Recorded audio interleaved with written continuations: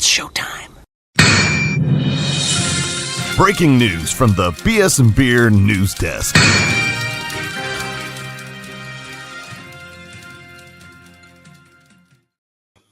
Welcome in to the Beer Chaser.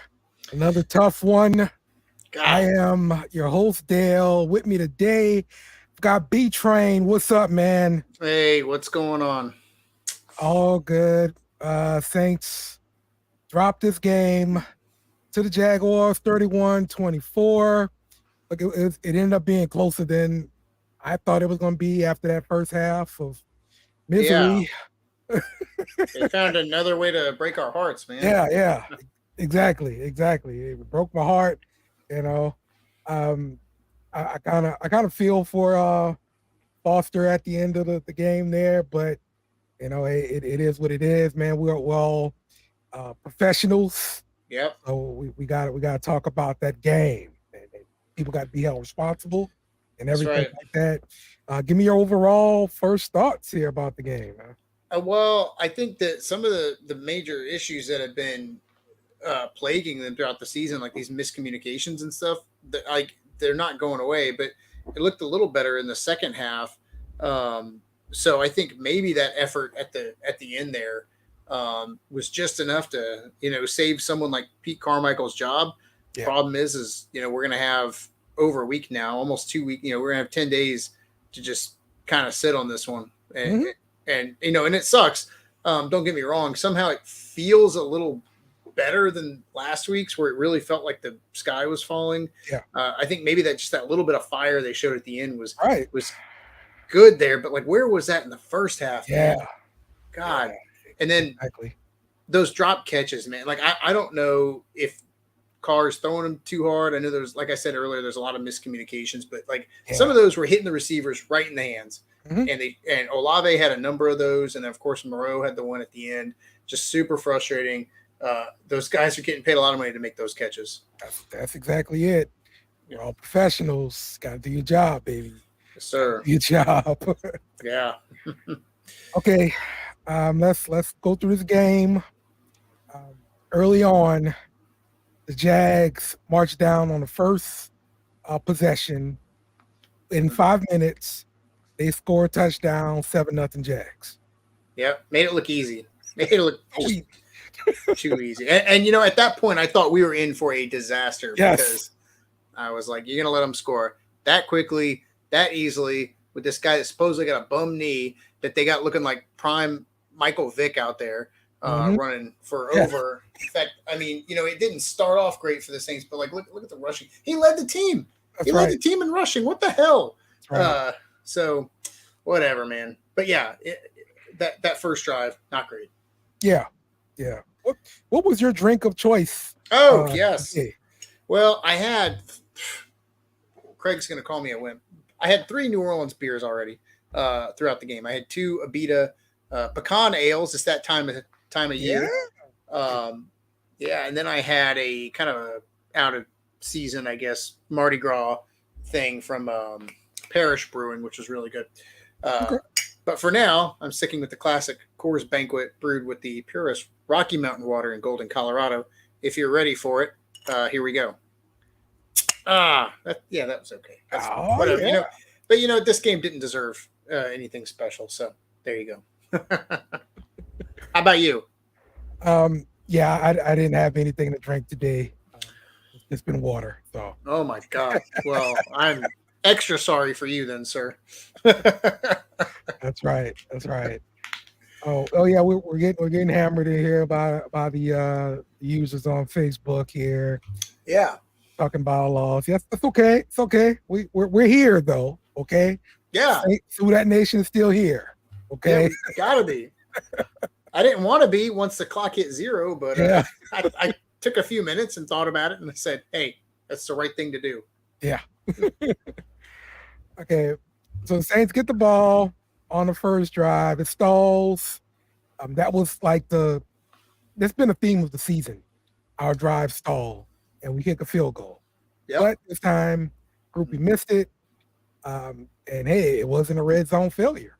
So that's right. Can't. Groupie had a tough day. Yeah, but well, he missed that.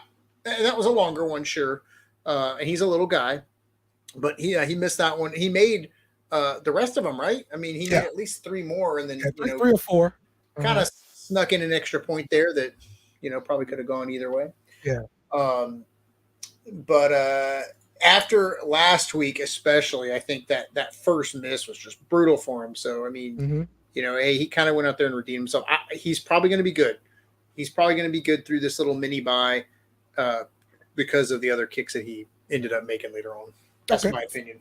Would you bring in some more kickers to work out? Absolutely. Kind of scare them again a little bit or something? Yeah, absolutely, because they have the time to do it. They've got plenty of time. So they could be on the phone tomorrow morning, have guys in the building, and maybe you stick with Groupie, but something's got to change. Yeah. Okay, Adebo punched the ball out from Kirk, but Saints get the ball. We do nothing with it. Yep.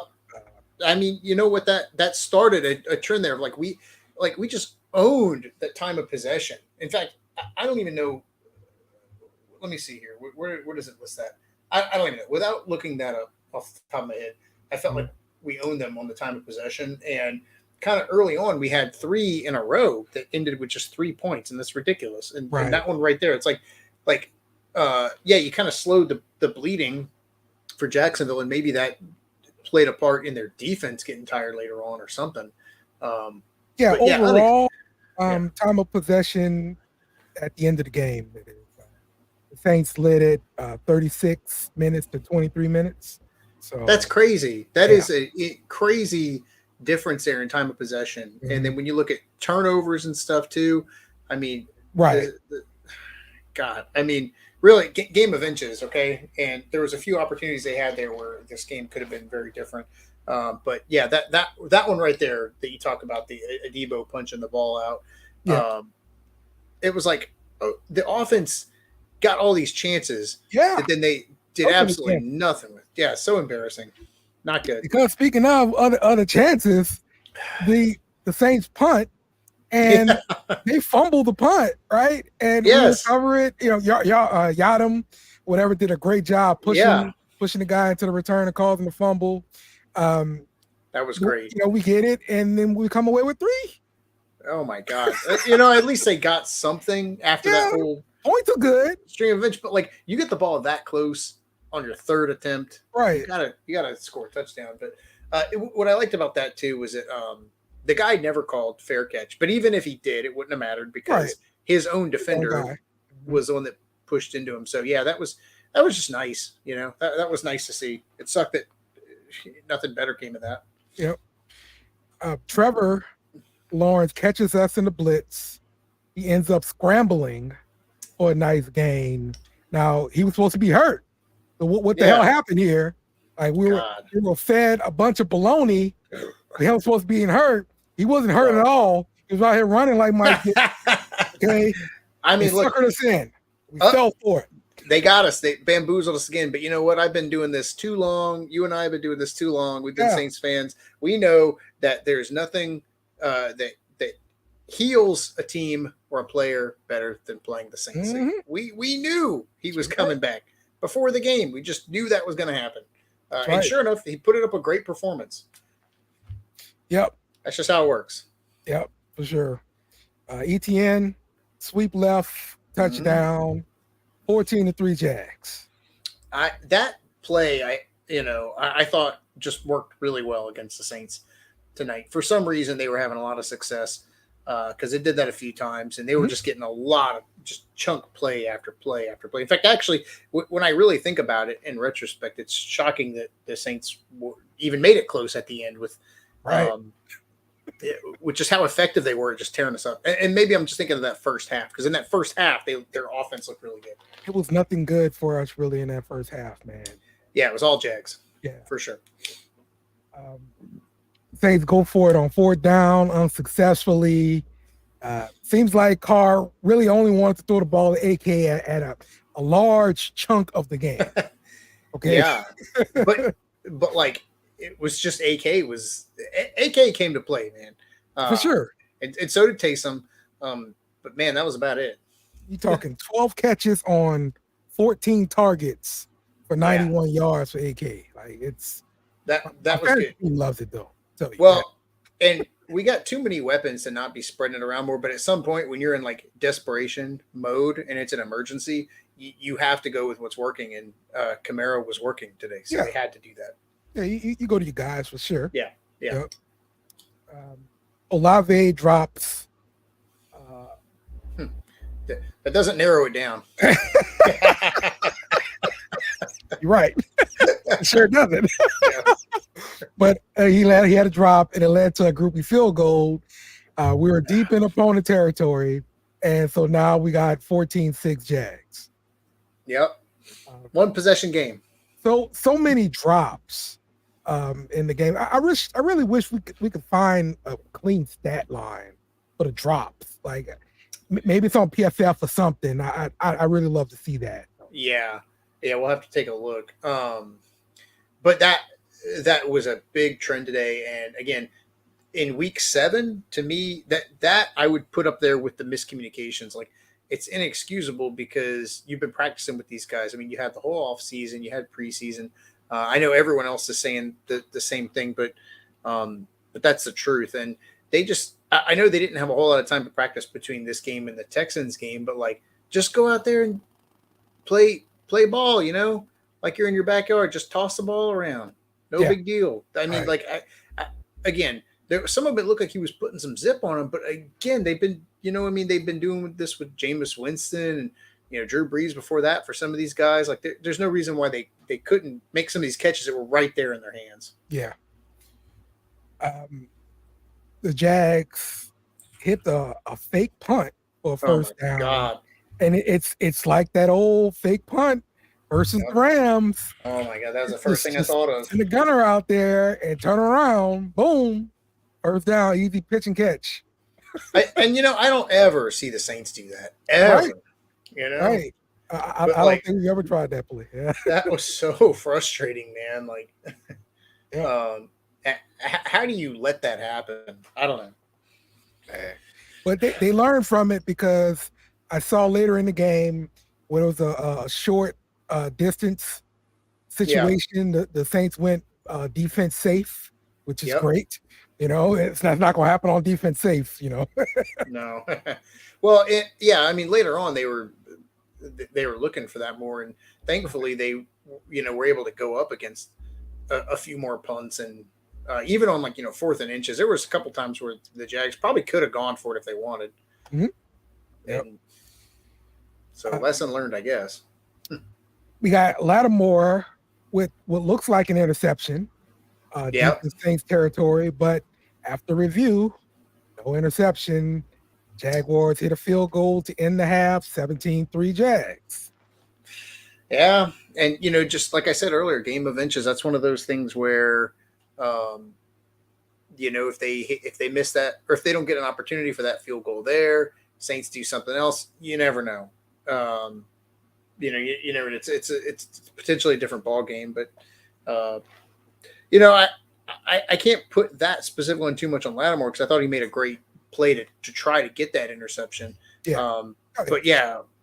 But of course the defense in general just kind of screwed up there by letting them get those points late in the because that was at the end of the first half. Right. In the half. Right. Yeah. You can't let that happen. Saints start off the half with a groupie field goal, and that makes it 17-9 Jags. On this drive, there was a BS holding call on Pete. BS, bro. It was BS, man. They weren't calling. I don't know. I've had a few beers now, but I don't remember any. I don't remember a lot of penalties against the Jaguars. Okay, there was a few, right? There was a few towards the end, and they had that one I think where they hit Camara. But yeah, come on, man. Yeah, Jags had 5 penalties, 42 yards. Saints had 3 for 34 this game. Interesting. Well, the Saints did just enough to keep me in every time where I kept saying, "Hey, I'm out. I'm done. Yeah. Screw this game." Right. They would somehow reel me back in, and that was one of those examples right there when they get that field goal because you're like, "Well, it's still technically a 1 possession game." Yeah. All right, interception after Carr tried to fit it in over the middle to Shaheed. Return for a touchdown, 24-9 Jags. Like right there, I thought that was the nail in the coffin. I thought so too. I did not think they were going to come back from that. So that later on did make for, a better game. But you look at that right there. If it wasn't for that right there, we're talking at the very least they're going in for overtime, if not being able to kick a field goal to end the game and win it. And if I recall, right, that was him trying to force the ball in, and it got deflected. Yeah. Grabbed. What happened? And ran for a touchdown. So I mean, something's going on there. Whether it's Carr, receivers, I don't know. As a fan, I don't really care. They just need to figure it out.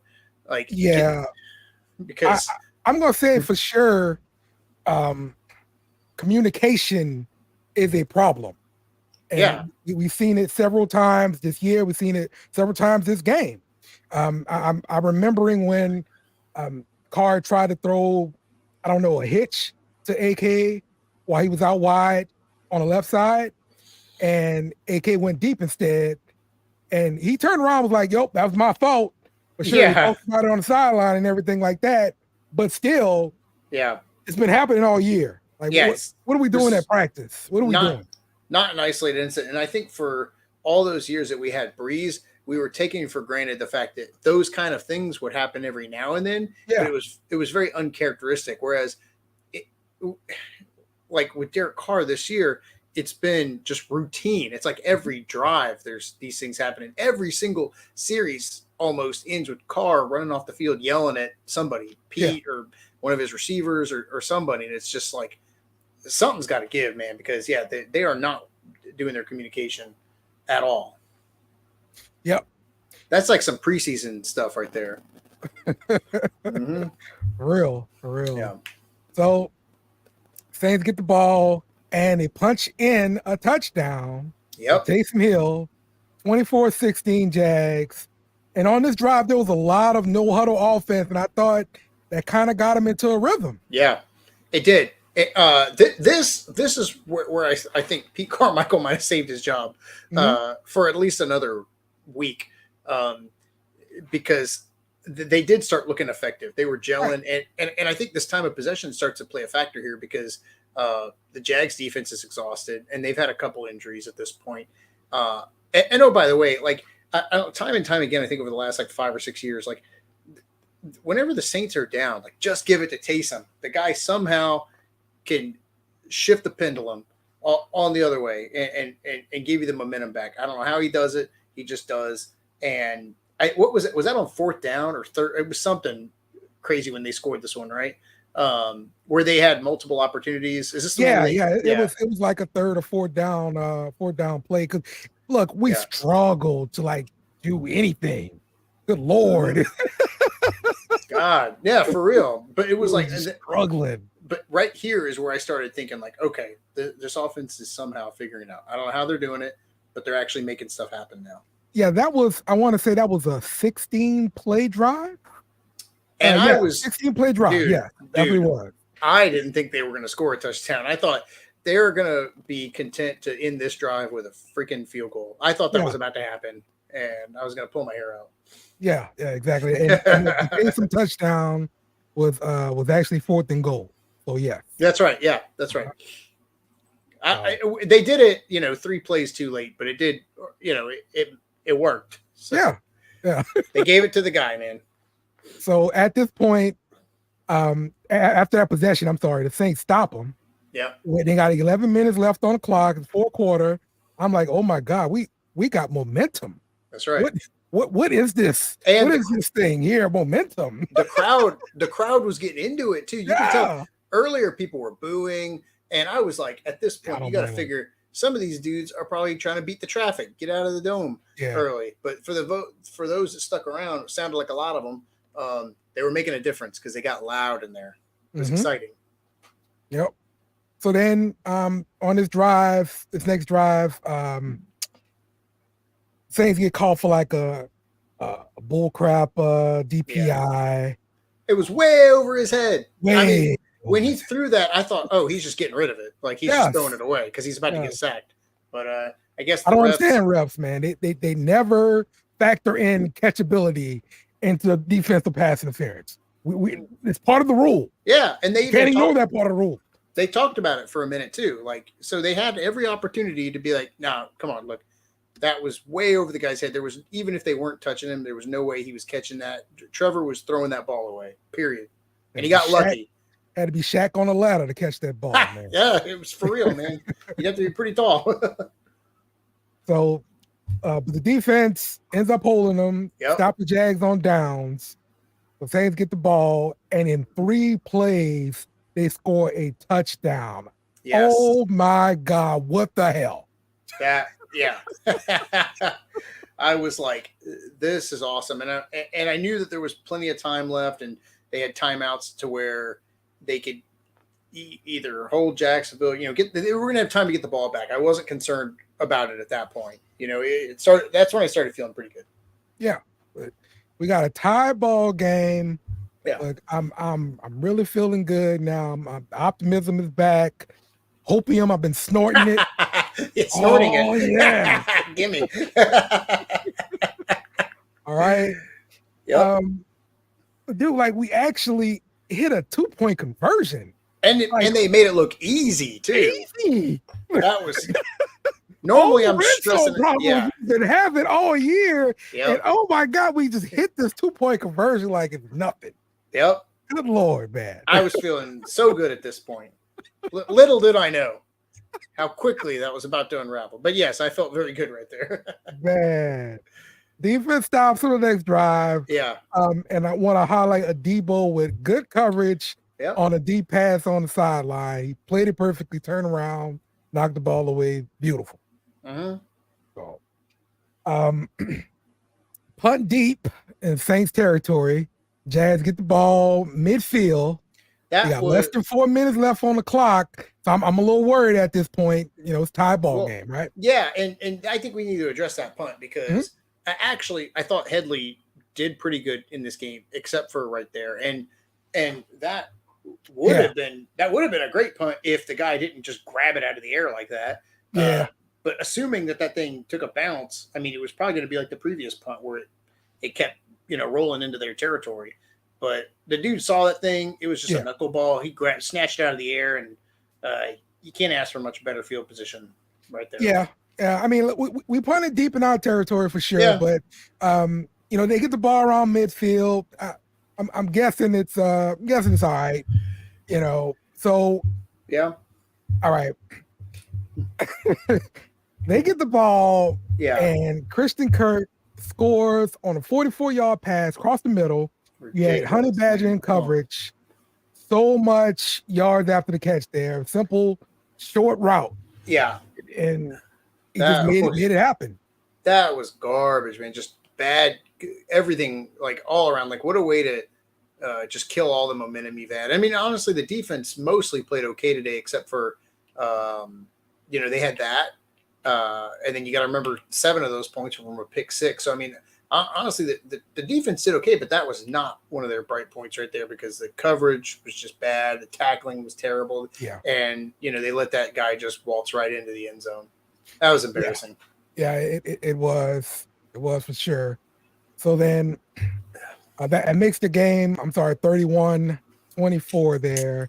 Yep. And Saints get the ball, and we drive down. Yep. We get into scoring range, and that's when we got the deep passing, the deep in the end zone there to Foster, and he just drops it, man, like right off his tips. Like he should have caught it. So yeah, I feel bad for him too because just like if you're like against the Packers, right? It was hard to put that on Groupie when the entire defense completely fell apart and then the offense couldn't do anything. So, it's hard to put it on one guy when something like that occurs. So I feel bad for him because I feel like otherwise, I thought, Foster's been playing pretty good for the Saints, and they needed him as a tight end today with all the offensive line changes. Right. And I did see that throughout the game. So, I mean, it's like I can't get too angry at him, but that was really frustrating because I I thought they were working the clock really well on that drive, and I was more concerned with like, hey, don't score too quickly. Yes, absolutely. Absolutely. But the timing, everything worked out really good, and if he had just caught it there, I thought this game was going to overtime, or hey, maybe DA gets cute and tries to go for 2.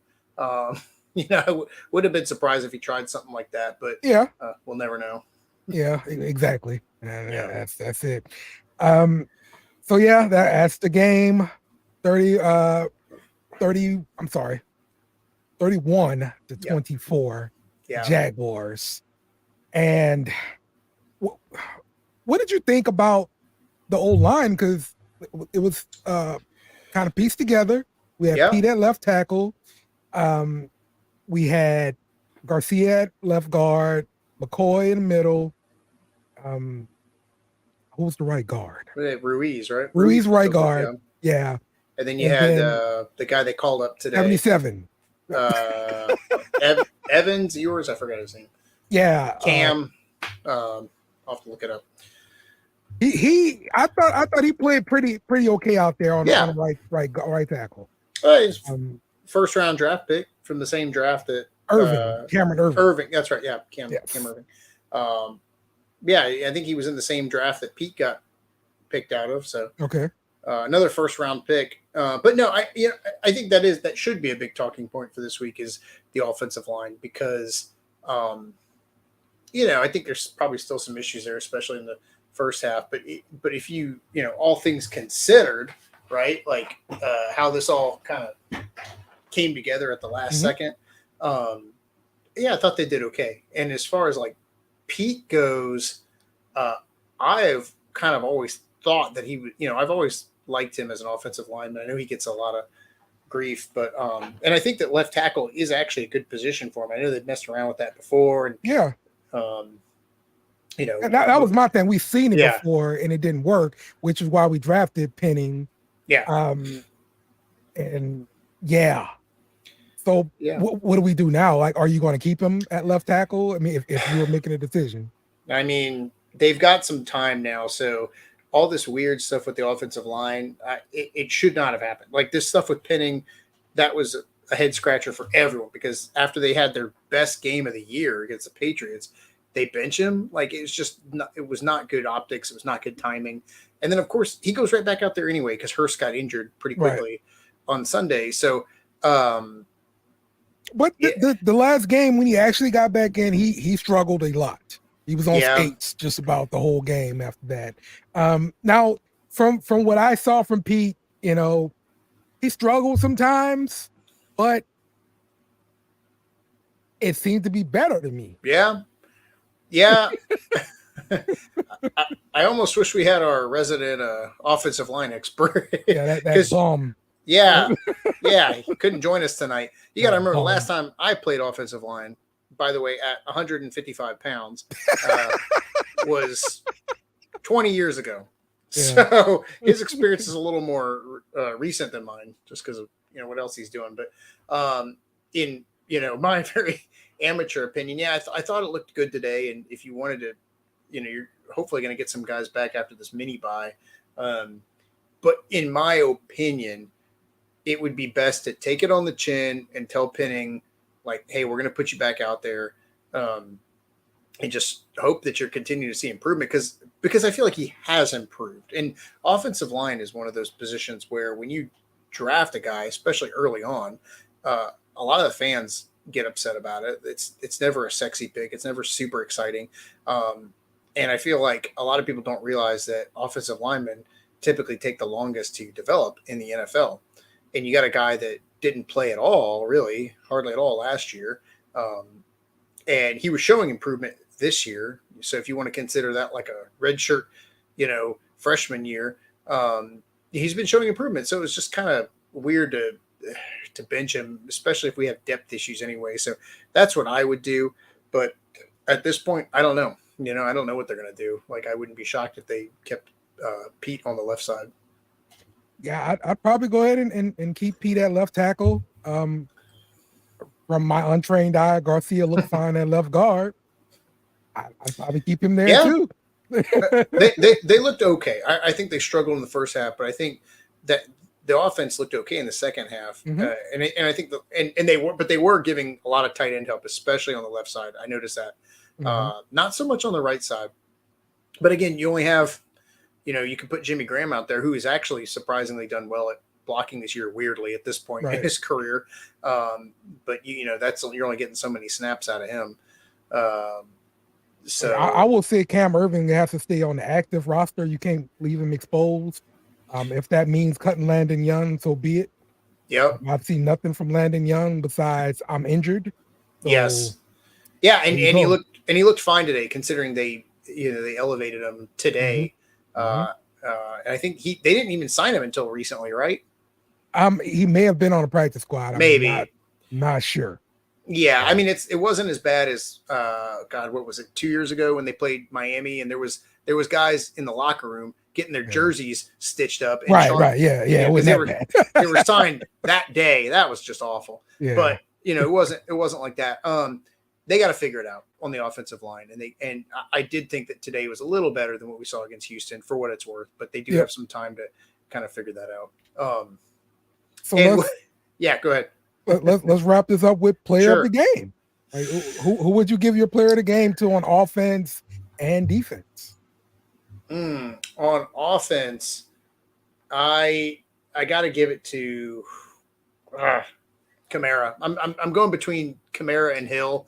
Okay. I think Kamara overall was just single-handedly carrying this team on his back, kicking and screaming. And if they had used Taysom just a little bit more than they did, which was a lot, I might have given it to him. But I would say Kamara on offense. Defense, gosh. Maybe Granderson, I thought, looked pretty good out there. Mm-hmm.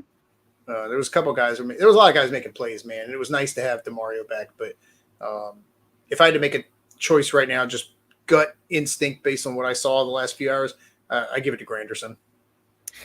I'm going to agree with you on both of those. It was hard for me to pick defense. I thought Werner would have had a better game than he did, considering DeMario was kind of hobbled out there, and was iffy to even play the game. So I expected a bigger game from him. I didn't see that from him. So yeah, Granderson is the guy that always seems to leap out. Maybe a Debo because of his coverage back there. So well, I thought about that. He looked good, and he had that fumble early on. But man, Granderson, he went and he earned the bag, man, and he's been balling out since then. And I noticed that even today still. So, you know what?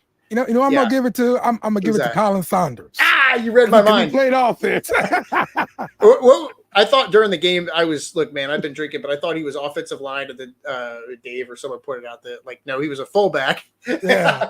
And I was like, whatever, man. I don't got time to pay attention to this, but yeah, that was awesome. By the way, I was like, but at first I kind of took that as like an indictment on the O line. I was like, how bad is our O line that we're pulling a defensive lineman in here to do it? But yeah, he got it done. That was cool.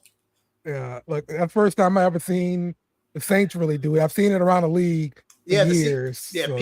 Pete Carroll had that genius idea with the Seahawks a few years back, and it didn't really work, but they did try converting defensive linemen to offensive linemen. But yeah, that fullback action, love to see it. Yep. All right, man. Well, hey, that's gonna wrap it up for us here on the Beer Chaser. Tough loss, but let's see what we can do during this mini bye, and predictions about Pete Carmichael. Is he going to be the play caller next week or not? Well, I think so, but at the same time, look, they benched Penning, and I didn't necessarily see that coming. So I wouldn't be shocked if Dennis Allen, in a desperate move, tried to make some big plays like that. I don't think we're going to see someone like Gruden come in, but they've got a little bit of time now, and they've got to make something try, because now they're 3-4. They started the season out 2-0. They're 3-4 now. They can still make something happen in the NFC South, and there's still a lot of time left. The patience is running thin. I do expect we will see some changes, whether that's coaching, players. The next time this team comes out, there will be something that's at least slightly different. Okay. I'm going to say there won't be a change in the play caller. I think I think the fourth quarter kind of saved his job. And we're going to have more of this, and we're going to talk about it again next week. Well, we're fans, so we have to be. I can't turn this off, Yeah. That's right. All right. Well, we'll see y'all next week. Hopefully we can make some decisions and come away with a win next time. And, things start turning around for us. It's starting to get rough, y'all. So everybody hold your heads up. It's going to be better. It's going to be better, y'all. Better days ahead. Let's go. Who dat? Who dat? Remember to follow us on social media at BS and Beer Media. Also, smash the like button on YouTube and share with friends.